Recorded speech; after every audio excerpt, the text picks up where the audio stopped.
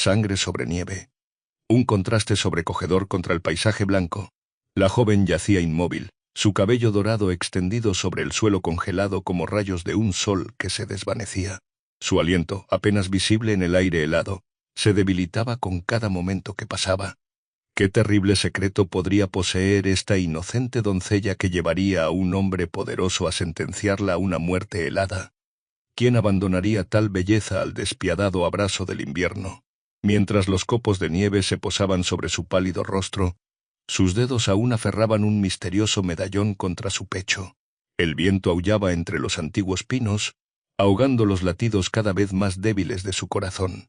Lo que el conde Montero no sabía cuando la dejó morir era que el destino tenía otros planes. Pues en estos mismos bosques, un rey estaba cazando, un rey cuyo pasado estaba misteriosamente entrelazado con el suyo. 6 meses antes, los pasillos de la mansión Montero zumbaban con murmullos sobre la nueva doncella personal del conde. Elena Mendoza tenía 20 años, con ojos del color de cielos estivales y un refinamiento inusual que parecía contradecir sus supuestos orígenes humildes. «Ella no pertenece al servicio», murmuraba el ama de llaves al mayordomo. «¿Has visto cómo se comporta? ¿Cómo habla? Ninguna huérfana común tiene tales modales». En efecto, Elena se movía con gracia natural.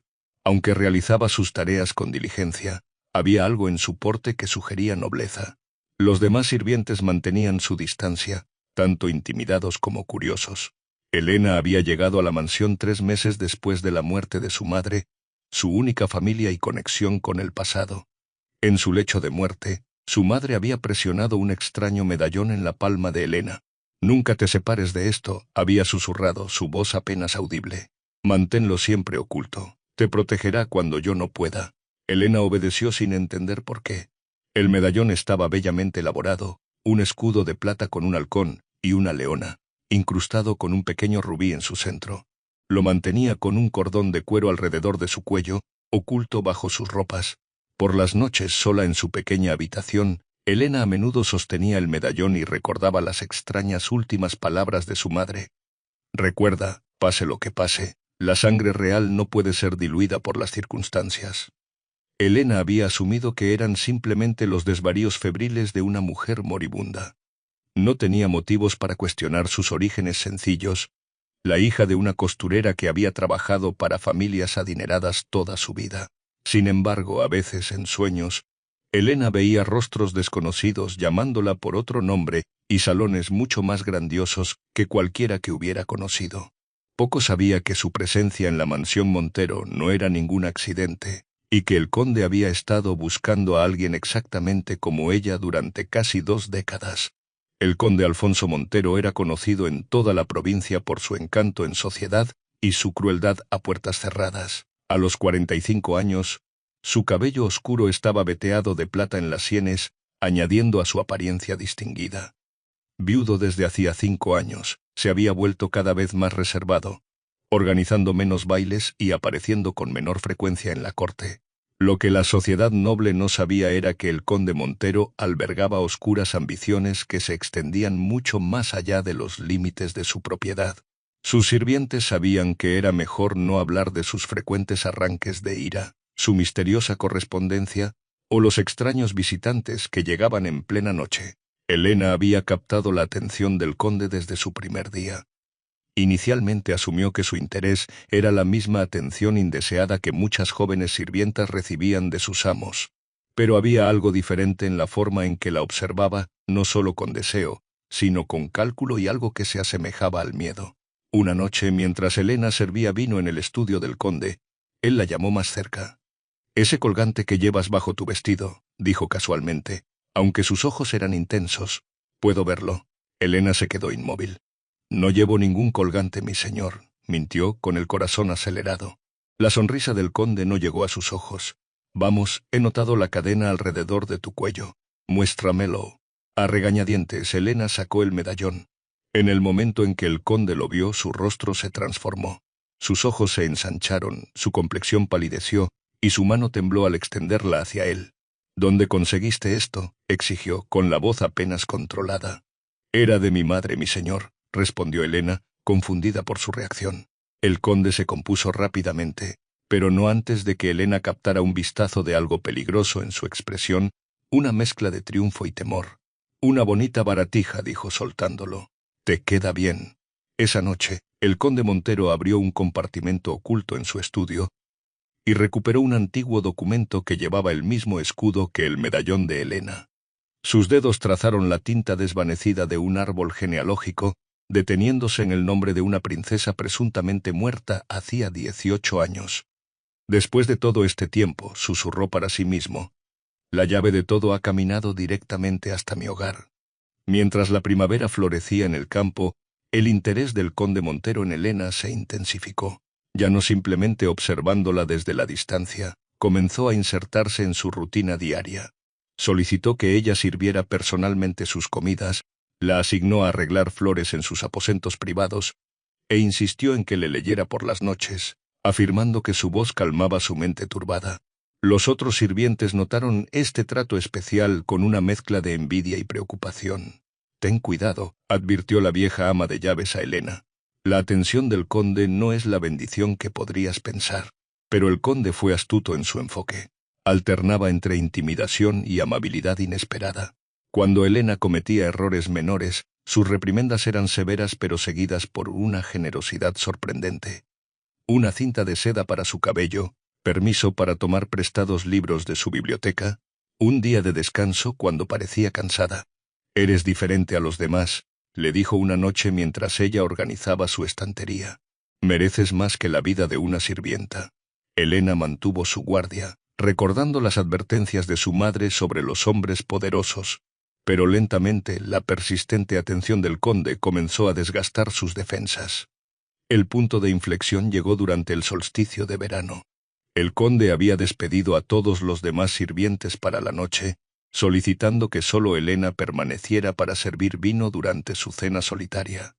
Mientras vertía el rico líquido rojo en su copa de cristal, música comenzó a sonar desde una habitación contigua. «¿Bailas, Elena?», preguntó, levantándose de su silla. «Nunca me han enseñado adecuadamente, mi señor», respondió ella con cautela. «Tontería», sonrió extendiendo su mano. «Está en tu sangre». En la habitación iluminada por velas, el conde Montero guió a Elena en un vals perfecto, como si su cuerpo recordara pasos que su mente nunca había aprendido. Cuando la música terminó, él mantuvo su mano en la suya. «Hay personas en este mundo que te harían daño si supieran quién eres», susurró. «Personas que temerían lo que tu existencia significa». «No entiendo», respondió Elena, alejándose ligeramente. «No soy nadie, solo una sirvienta». La risa del conde fue suave y peligrosa. «Eres muchas cosas, Elena, pero nadie no es una de ellas. Puedo protegerte de quienes te harían daño. Puedo ayudarte a descubrir la verdad sobre tu pasado».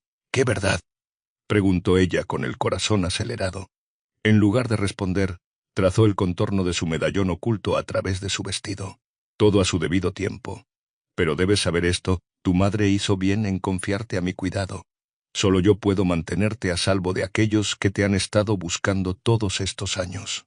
Esa noche Elena no pudo dormir. El conde no había dicho nada más, pero sus palabras habían despertado algo en ella, preguntas que nunca se había planteado, anhelos de respuestas sobre su pasado. No confiaba en él, no completamente, pero si él poseía conocimiento sobre su identidad, ¿cómo podía alejarse? Lo que Elena no vio fue al conde Montero observando su ventana desde su balcón, con una sonrisa satisfecha en su rostro. Su plan estaba funcionando perfectamente. La chica comenzaba a confiar en él y pronto, ella le diría voluntariamente todo lo que necesitaba saber sobre el medallón, la llave para una fortuna y poder más allá de lo imaginable. «Pronto», susurró a la noche, «todo lo que me fue arrebatado será devuelto». El otoño pintó el campo de oro y carmesí mientras la posición de Elena en la mansión continuaba evolucionando. Ya no tratada como una sirvienta, se había convertido en algo entre una compañera y una protegida del conde Montero. Él la había trasladado de los aposentos de los sirvientes a una cómoda cámara en el ala este, le había proporcionado nuevos vestidos y había comenzado a enseñarle sobre etiqueta e historia noble. «Aprendes tan rápido», comentó durante una de sus lecciones. Casi como si estuvieras recordando en lugar de aprendiendo.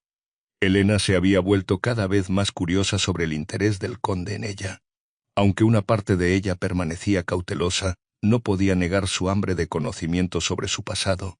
Migajas que ocasionalmente el conde dejaba caer, nunca suficientes para formar una imagen completa. Una tarde lluviosa, mientras el conde estaba fuera visitando propiedades vecinas, Elena se encontró sola en su estudio. Le habían instruido recuperar un libro para su lección nocturna, pero sus ojos fueron atraídos por el macizo escritorio de roble, siempre meticulosamente cerrado.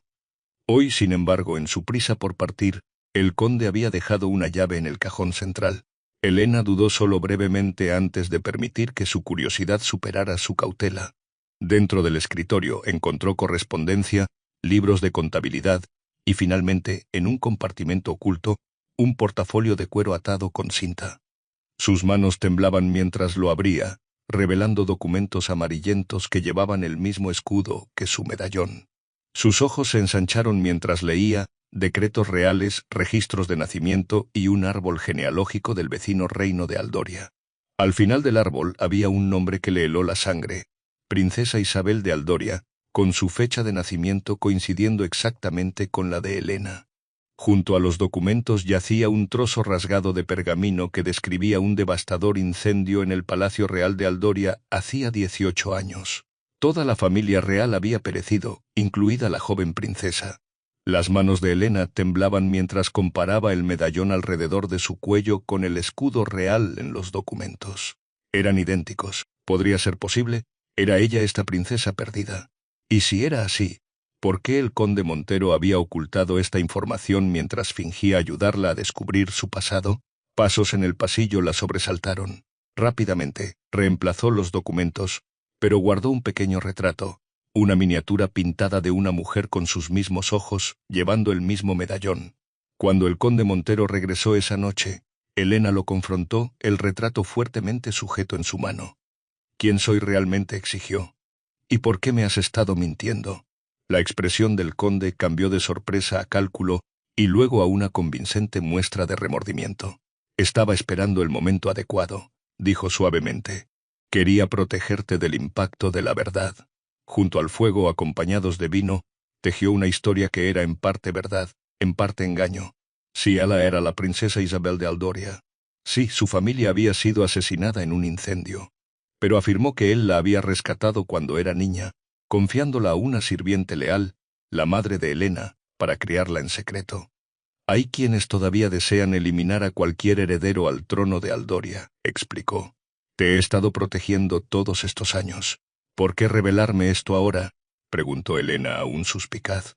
Porque es hora de que reclames tu derecho de nacimiento, respondió. He contactado con leales que han estado esperando tu regreso, pero debemos viajar en secreto para encontrarnos con ellos. El plan fue hecho. Partirían a la mañana siguiente, solo ellos dos, para evitar llamar la atención. Viajarían a través del bosque para alcanzar la frontera de Aldoria, donde los partidarios esperaban. Esa noche Elena luchó entre la esperanza y la duda. Deseaba desesperadamente creer al conde, abrazar esta nueva identidad y la promesa de su herencia. Sin embargo, algo en sus ojos cuando hablaba de su medallón le hizo dudar. Aún así, cuando amaneció y el conde la ayudó a subir a su carruaje privado, Elena se había convencido a sí misma de confiar en él. Mientras la mansión desaparecía tras ellos y entraban en el denso bosque que separaba los dos reinos, su corazón se hinchó con la anticipación de finalmente descubrir su verdadero hogar.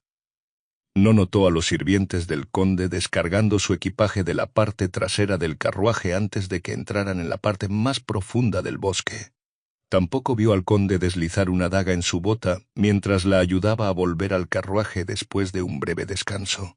La nieve comenzó a caer mientras viajaban más profundamente en el bosque, la naturaleza misma pareciendo ser testigo de la traición a punto de desarrollarse. El bosque se volvió más denso, el sendero más estrecho. La nieve caía en gruesas y silenciosas cortinas, transformando el mundo en un reino de blanco y sombra.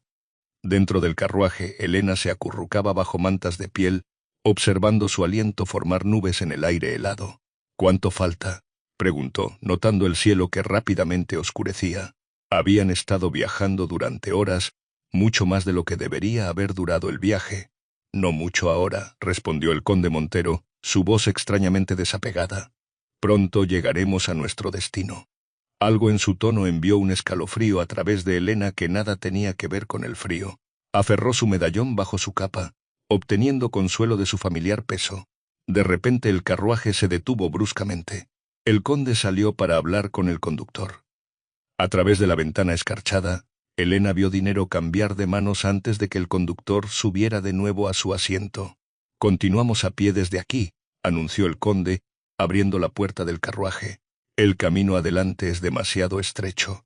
«¿En esta tormenta?», cuestionó Elena, mirando hacia la arremolinada nieve. «El lugar de reunión está justo más allá de esos árboles», insistió. «Ven, nos esperan». A regañadientes, Elena lo siguió dentro del bosque. La nieve llegaba hasta las rodillas en algunos lugares, empapando sus botas y el dobladillo de su vestido. El frío mordía su rostro y dedos a pesar de su pesada capa. Después de 20 minutos luchando a través de las acumulaciones de nieve, sin señal de habitación en ninguna parte, Elena se detuvo. «No hay nada aquí», dijo, con miedo arrastrándose en su voz. «Nadie nos está esperando». El conde Montero se volvió hacia ella y en ese momento su máscara cayó por completo. Sus ojos, usualmente cálidos con falsa amabilidad, ahora eran fríos y calculadores. «Tienes razón», dijo simplemente. «Nadie está esperando. Pero yo he esperado 18 años por este momento». Dio un paso hacia ella, con la mano extendida. «Dame el medallón, Isabel». Elena retrocedió. «¿Por qué? ¿Qué es para ti?» «Ese medallón es la llave a la bóveda real de Aldoria», gruñó, su fachada gentil completamente desaparecida. «El escudo y el rubí juntos forman la única llave para riquezas más allá de lo imaginable, riquezas que deberían haber sido mías». Mientras avanzaba, la verdad se derramó en un torrente de ira. Él había sido quien orquestó el incendio que mató a su familia. Había estado buscándola desde entonces, sabiendo que ella había escapado con el medallón. Durante años había gobernado Aldoria desde las sombras, pero sin el sello real, nunca podría acceder a los antiguos tesoros del reino. «La sirviente de tu madre te alejó antes de que pudiera encontrar el medallón», rugió. «Pero el destino finalmente te ha entregado a mí». «Eres un monstruo», susurró Elena, continuando retrocediendo. «Soy un visionario», contrarrestó. «Ahora dame lo que es mío». Se abalanzó sobre ella, agarrando la cadena alrededor de su cuello. Elena luchó con una fuerza inesperada, arañando su rostro. En su ira el conde la golpeó fuertemente en la sien. Elena cayó hacia atrás en la nieve, su visión borrosa. A través de la neblina del dolor, vio al conde parado sobre ella, respirando pesadamente. «El frío te terminará», dijo fríamente, «y tomaré el medallón de tu cadáver». Mientras la conciencia se desvanecía, Elena escuchó el crujido de sus pasos alejándose a través de la nieve. El frío se filtraba en sus huesos, y el mundo blanco a su alrededor comenzaba a oscurecerse. En su delirio creyó ver a su madre parada entre los árboles, haciéndole señas. «Aguanta», la visión parecía decir.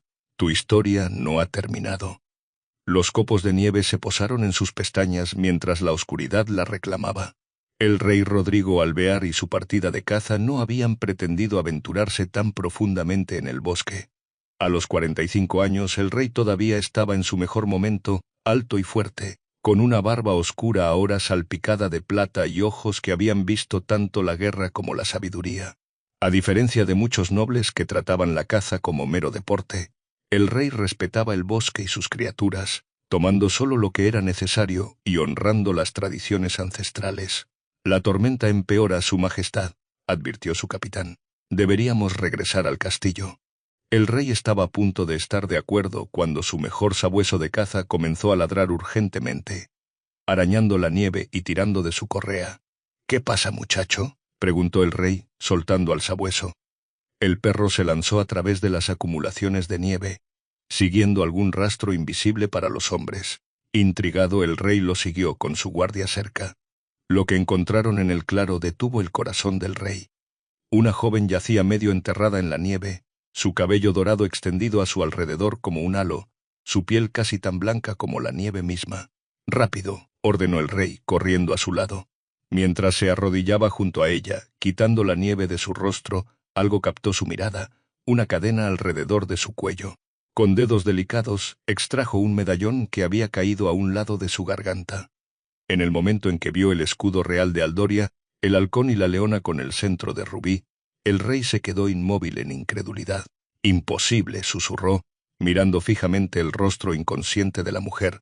18 años atrás, el rey Rodrigo había sido prometido a la princesa infante de Aldoria, una alianza política destinada a traer paz entre sus reinos. Cuando llegaron noticias del incendio que reclamó a la familia real, incluida su joven prometida, él personalmente lideró la búsqueda de sobrevivientes. Sin encontrar ninguno, eventualmente hizo las paces con la tragedia, aunque las relaciones entre los reinos nunca se recuperaron completamente. Ahora, mirando el medallón y luego el rostro de la joven, tan similar a la reina que una vez conoció, sintió que el tiempo mismo se detenía. Isabel respiró, el nombre una plegaria en sus labios. Sin dudarlo, se quitó su pesada capa de piel y la envolvió alrededor de ella. Levantándola en sus brazos, acunándola contra su pecho como si estuviera hecha de cristal, el rey se volvió hacia sus hombres. «Cabalguen adelante hasta el castillo», ordenó. «Alerten al médico Uriel. Díganle que prepare todo para una paciente de la máxima importancia». Mientras montaba su caballo, sosteniendo a una Helena firmemente contra él, la mente del rey corría con preguntas. Pero una certeza ardía en su corazón: había encontrado a la princesa perdida de Aldoria, y esta vez no fallaría en protegerla. Galoparon a través del bosque, la mujer inconsciente sostenida firmemente en el protector abrazo del rey, exactamente como se muestra en la pintura que ahora presenciamos. Durante 3 días y 3 noches, Helena se mantuvo entre la vida y la muerte. Los médicos reales trabajaron incansablemente, tratando sus congelaciones y la herida en su sien. Su fiebre ardía, su cuerpo luchando contra el frío que casi reclamó su vida. Durante este tiempo el rey Rodrigo raramente dejó su lado. Se sentaba en una silla junto a su cama, a veces leyendo documentos de estado, a veces simplemente observando su respiración laboriosa, su frente arrugada con preocupación. «Su Majestad debería descansar», sugirió su consejero en la tercera noche. «La joven está en manos capaces». «Ella no es solo la joven», respondió el rey tranquilamente. «Si mis sospechas son correctas, es la princesa Isabel de Aldoria, mi prometida, a quien creí muerta durante 18 años». «¿La princesa?». El consejero se acercó estudiando el rostro de Helena. «¿Pero cómo podría haber sobrevivido? ¿Y dónde ha estado todos estos años?». «Eso», dijo el rey, ajustando suavemente la manta alrededor de los hombros de Helena, «es lo que pretendo descubrir cuando despierte». En sus sueños febriles, Helena vagaba por recuerdos y pesadillas. Veía a su madre adoptiva. Ahora se daba cuenta, enseñándole a leer a la luz de las velas. Veía el rostro del conde Montero transformarse de encanto a malicia. Sentía el mordiente frío de la nieve y escuchaba una voz llamando un nombre que no reconocía. En la cuarta mañana, mientras la luz del amanecer se filtraba a través de las ventanas del castillo, la fiebre de Helena cedió. Sus párpados temblaron, luego se abrieron completamente para tomar conciencia de su entorno desconocido. La cama con dosel con colgaduras de seda, las paredes de piedra decoradas con ricos tapices, el fuego ardiendo en una chimenea lo suficientemente grande como para pararse dentro. Y a su lado, sosteniendo su mano en la suya, un hombre que nunca había visto antes. Helena intentó alejarse, el miedo inundando su debilitado cuerpo. «No tengas miedo», dijo el hombre, soltando su mano inmediatamente. «Estás a salvo ahora». «¿Quién eres?», preguntó su voz un áspero susurro. «¿Dónde estoy?». «Soy Rodrigo Alvear, rey de Northaven», respondió. «Y estás en mi castillo, donde has estado recuperándote durante 4 días». Los eventos en el bosque volvieron apresuradamente, la traición del conde, su ataque, el frío consumiéndola. La mano de Helena voló a su cuello, aliviada de encontrar el medallón todavía allí. «El conde Montero», comenzó. «Está siendo buscado por mis hombres», le aseguró el rey. «Responderá por lo que te hizo». Helena estudió el rostro del rey, los ojos amables pero cansados, la plata atravesando su barba oscura, la forma en que la miraba con una mezcla de asombro e incertidumbre. «¿Sabes quién soy?», dijo suavemente. No era una pregunta. El rey asintió lentamente. «Creo que sí, pero me gustaría oírlo de ti». Helena dudó, aún luchando por aceptar la verdad ella misma. «Mi nombre es Helena Mendoza. Al menos así es como siempre me han llamado. Pero recientemente descubrí que podría ser». Vaciló. «La princesa Isabel de Aldoria», terminó el rey gentilmente. Sus ojos se encontraron, y en ese momento, algo pasó entre ellos, un reconocimiento que trascendía su breve conocimiento. «¿Cómo puedes estar seguro?», preguntó ella. En respuesta, el rey alcanzó dentro de su túnica y extrajo un medallón idéntico al suyo, excepto que donde el suyo tenía un rubí, el de él contenía un zafiro. Porque, dijo suavemente, estuve comprometido con Isabel de Aldoria desde su nacimiento. Estos medallones fueron creados como un par, el suyo con el rubí de Aldoria, el mío con el zafiro de Nortaben. Estaban destinados a unirse el día de nuestra boda, simbolizando la unión de nuestros reinos.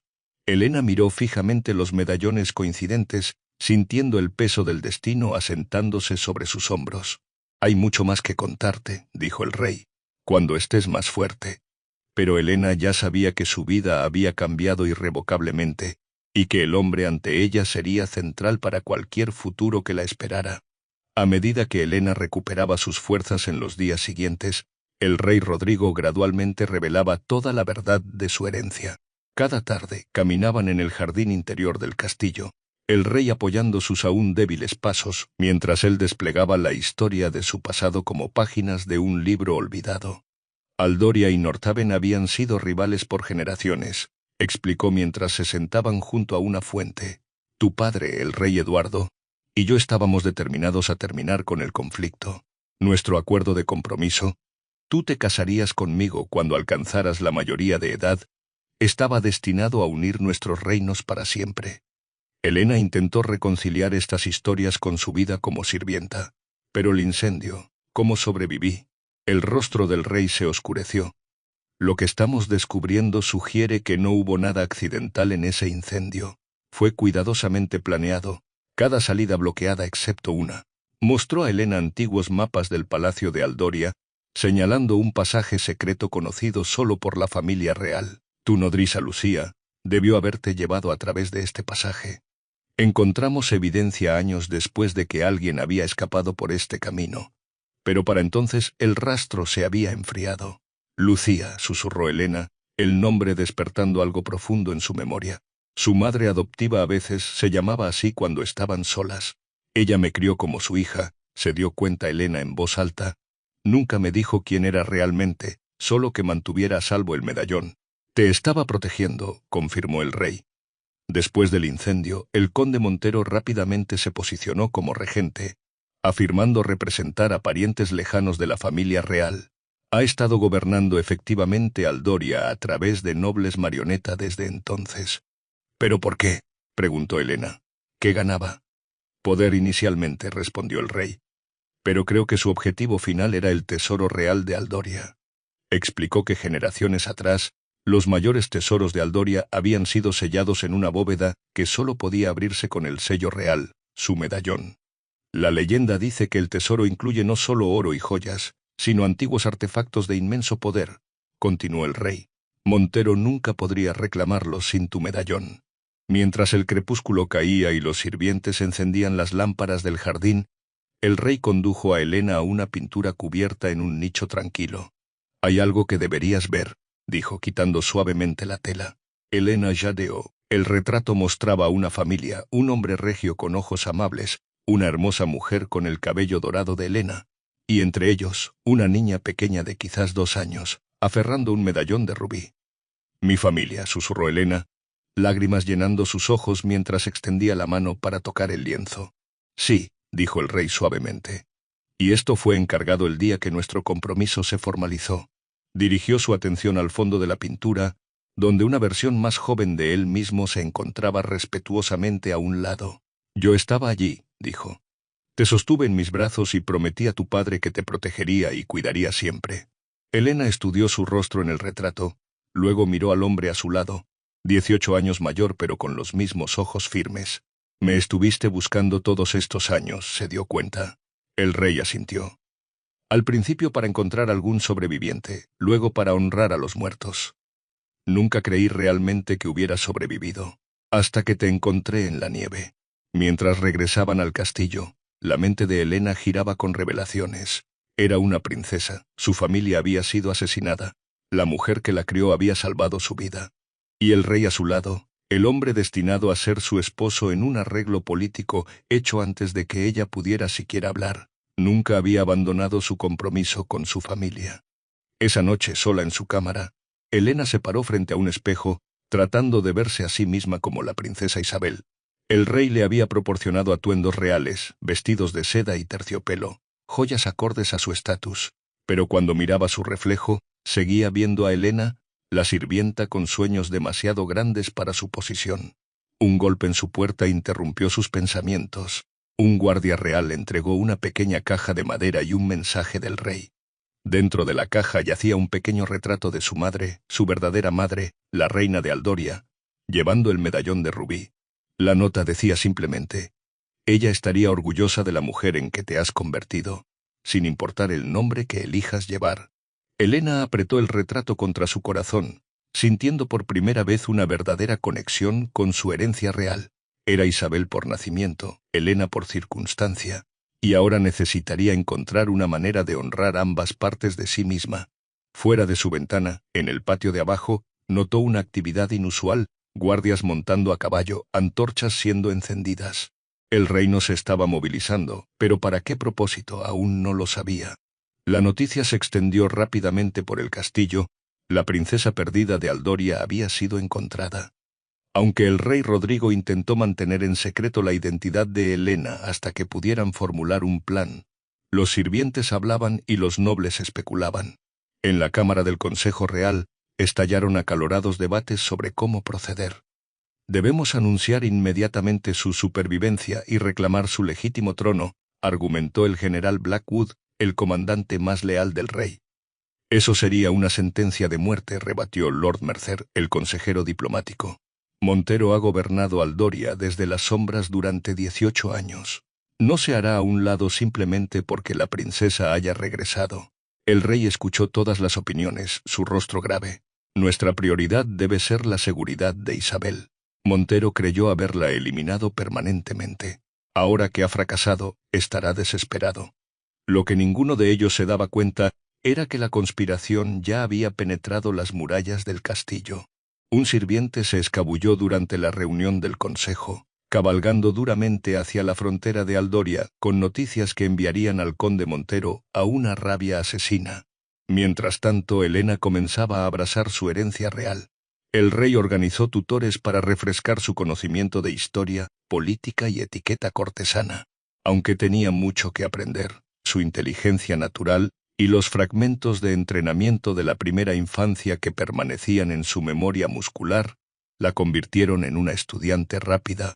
«Naciste para esto», comentó su maestro de baile cuando dominó una compleja danza cortesana después de solo 2 intentos. 3 días después de la reunión del consejo, Helena caminaba por los jardines del castillo, disfrutando de un raro momento a solas, cuando una flecha silbó junto a su oreja, incrustándose en un árbol cercano. Los guardias reales se apresuraron a rodearla, registrando el área en busca del asesino potencial, pero no encontraron nada. Atado a la flecha había un mensaje escrito con una letra familiar: «Lo que comenzó en fuego terminará en sangre. Sin corona para los muertos». El gran salón de baile del castillo de Northaven resplandecía con miles de velas. Nobles de todo el reino se habían reunido para lo que creían era una celebración diplomática, una renovación de lazos con reinos vecinos. Solo los consejeros más cercanos del rey conocían el verdadero propósito de la velada. Helena se encontraba tras las pesadas cortinas que las separaban del salón de baile, su corazón latiendo fuertemente bajo su vestido azul real. Después del intento de asesinato, el rey Rodrigo había acelerado sus planes, creyendo que una declaración pública de su identidad le ofrecería más protección que el secreto. «¿Estás lista?», preguntó suavemente el rey, tomando su temblorosa mano en la suya. «He estado preparándome para este momento toda mi vida», respondió ella. Simplemente no lo sabía. Los ojos del rey se suavizaron mientras estudiaba su rostro. En el corto tiempo que ella había estado en el castillo, algo había crecido entre ellos, una conexión que trascendía su compromiso arreglado de hacía mucho tiempo. No amor todavía no, pero entendimiento y respeto mutuo que algún día podrían florecer en algo más profundo. «Recuerda», dijo, «pase lo que pase esta noche, no estás sola». La voz del heraldo real retumbó a través del salón de baile. Su Real Majestad el Rey Rodrigo Alvear de Northaven y Su Alteza Real, la Princesa Isabel de Aldoria. Un jadeo colectivo recorrió la multitud mientras Helena entraba en la luz, el medallón de rubí brillando en su garganta.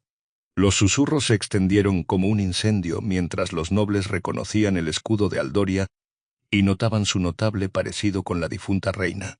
Desde el otro lado del salón de baile, una copa se estrelló contra el suelo. El conde Montero estaba congelado por la conmoción, su rostro ceniciento mientras miraba fijamente a la mujer que había dejado morir en la nieve. Los ojos de Helena se encontraron con los suyos, y en ese momento todo su miedo se transformó en justa ira. Con regia compostura, descendió los escalones junto al rey, moviéndose directamente hacia el conde. La multitud se apartó ante ellos, sintiendo la dramática confrontación que se desarrollaba. Cuando se pararon frente al conde Montero, Helena habló, su voz clara y firme. «Conde Montero, parece sorprendido de verme con vida. ¿Quizás esperaba que el bosque guardara sus secretos?» «Alteza», tartamudeó, intentando hacer una reverencia. «Debe haber algún malentendido». «No hay ningún malentendido», interrumpió el rey Rodrigo. «Tenemos testimonios de sus antiguos sirvientes, documentos de su puño y letra detallando su complot contra la familia real de Aldoria, y testigos de su intento de asesinar a la princesa hace apenas días». Guardias reales se movieron para rodear al conde, quien ahora miraba salvajemente por la habitación buscando una vía de escape. «Me quitaste todo», dijo Helena, su voz llegando a cada rincón del silencioso salón de baile. «Mi familia, mi identidad, mi reino. Me dejaste morir 2 veces. Por derecho debería exigir tu ejecución». El conde cayó de rodillas, todo fingimiento abandonado. «Misericordia, por favor». «Silencio», ordenó Helena, y la autoridad en su voz sorprendió incluso a ella misma. «No mancharé el comienzo de mi reinado con tu sangre. En cambio, vivirás despojado de todos los títulos y posesiones, exiliado para siempre de ambos reinos, con solo tu conciencia como compañera». Mientras los guardias conducían al desgraciado conde fuera, un aplauso espontáneo estalló por todo el salón de baile. La princesa Isabel había regresado y con ella la justicia largamente retrasada. La primavera llegó a Northaven, derritiendo los últimos vestigios del invierno.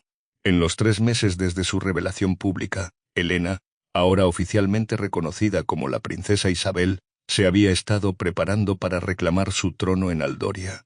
La transición no había sido sencilla. Después del arresto del conde Montero, estallaron luchas de poder en Aldoria mientras sus partidarios luchaban por mantener sus posiciones mal adquiridas. Pero con el respaldo del rey Rodrigo y la legitimidad de su medallón real, los leales a la antigua corona se habían unido a la causa de Isabel. En la víspera de su partida hacia Aldoria, Isabel estaba en el balcón del castillo contemplando los jardines bañados por la luna. Tanto había cambiado tan rápidamente. A veces todavía despertaba creyendo ser Helena la sirvienta, solo para recordar su verdadera identidad con el amanecer. «¿Puedo acompañarte?». La voz del rey Rodrigo llegó desde detrás de ella. Isabel sonrió, sintiendo un calor ahora familiar ante su presencia. «Por supuesto». Permanecieron en cómodo silencio observando las estrellas. En estos últimos meses, su relación se había transformado de una alianza política formal a una genuina amistad, y cada vez más, algo más profundo que ninguno había nombrado aún. «Mañana regresas a Aldoria como su legítima reina», dijo Rodrigo finalmente. «Nuestros reinos serán aliados una vez más». Isabel se volvió para mirarlo. «¿Eso es todo lo que seremos? Aliados». Los ojos del rey encontraron los suyos. «Hace 18 años, nuestro compromiso fue arreglado por ventaja política. Ninguno de nosotros tuvo elección». «¿Y ahora?», preguntó ella suavemente. «Ahora pediría tu mano no como un rey que busca una alianza, sino como un hombre que ha llegado a admirar tu coraje, tu sabiduría y tu compasión». Isabel se quitó el medallón de rubí de alrededor del cuello, el símbolo de su herencia y poder, y lo colocó en su mano. «Mi madre me dijo que esto me protegería cuando ella no pudiera», dijo. Tenía razón, pero ya no necesito protección. Lo que necesito, lo que quiero es compañerismo. El rey tomó su medallón y lo colocó junto a su propio escudo de zafiro. Juntos formaban un todo perfecto, tal como habían sido diseñados para hacer generaciones atrás. «Nuestros reinos unidos no por obligación», dijo, «sino por elección». «Y amor», añadió Isabel, mientras sus manos se unían alrededor de los medallones gemelos. Un mes después, Isabel se arrodilló ante la tumba de su madre en la cripta real de Aldoria. La restauración de la monarquía legítima había comenzado, con ciudadanos celebrando en las calles durante días. El rey Rodrigo se mantenía respetuosamente a distancia, permitiéndole este momento privado. «Desearía haberte conocido», susurró Isabel, colocando flores frescas sobre el mármol. Mientras se levantaba para irse, algo captó su atención, una pequeña talla en el lateral de la tumba que nunca había notado antes. Coincidía perfectamente con una muesca en su medallón. Con manos temblorosas, presionó el medallón en la talla. Un compartimento oculto se deslizó, revelando una carta sellada con la caligrafía de su madre. «Para mi hija», decía. «Si estás leyendo esto, has encontrado el camino a casa contra todo pronóstico. Recuerda, el verdadero poder no reside en coronas o tesoros, sino en un corazón que puede soportar el invierno y aún creer en la primavera».